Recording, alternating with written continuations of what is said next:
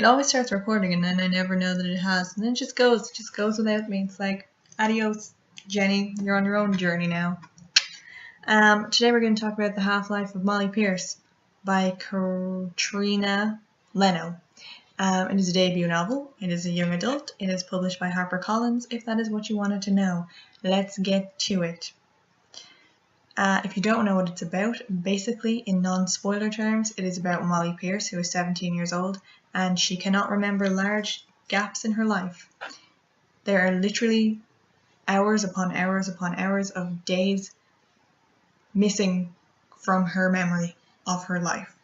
And the book takes you on a journey of self-discovery, of Molly's self-discovery, of why she is missing all this time, and the double life that she has led.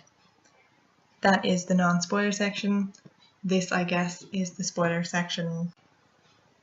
Okay, I have tried so hard to tell you what I felt about this book, and every time I do, I just get tongue-tied or feel like a jerk. But basically, the long and short of it is, I was completely underwhelmed. The concept was awesome. The thought that we were going to discuss this mental issue that is not really discussed. A lot of people don't even believe that it really exists. I just thought this is going to be so cool. Yay, I'm so excited. And then reading it, I was a bit like, I didn't care about the characters. I didn't become emotionally invested in anything. Really, when I was reading it, I thought, this is such a good chance to discuss something that doesn't really get talked about. And then it turned out to be a love triangle, in theory, with annoying secondary characters, and an alter that whenever she appeared, I didn't feel there was a difference between the core and the alter. So, I don't know. It was just like, I kind of felt, when I found out that everybody in Molly's life knew that she had DID, and they wouldn't just tell her, I was really annoyed.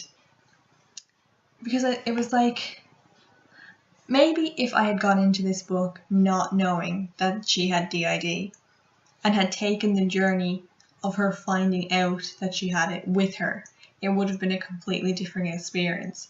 But I basically felt that I spent 4 hours being like, why doesn't someone just tell her? Like, I was annoyed at her first for not telling her shrink about her lapses. And then when I found out that everybody knew, I was so royally ticked off. Because I was like, well, if you knew, why didn't you just say? And I know her alter was like, she'll find out when she's ready. But then her alter just disappeared, just like that. No. I know I'm not articulating very well, but the book frustrated me. It was a really good concept, and I know it was a debut novel, and round of applause for that author, because writing a book is really hard and like mind-numbingly difficult to put your thoughts on the words on the page with the things.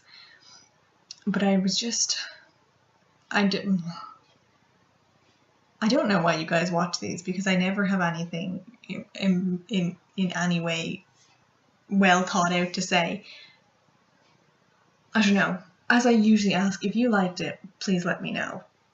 If you didn't like it, please let me know. But I was just disappointed by it. I thought it was such a good idea, and there was going to be so much space to move around in. And then for it to be a love triangle with this guy who thought she owed him something, and then this brother, and the dude died, and it was weird. I don't know. Maybe I'm just overcritical. I'm gonna go. Blah.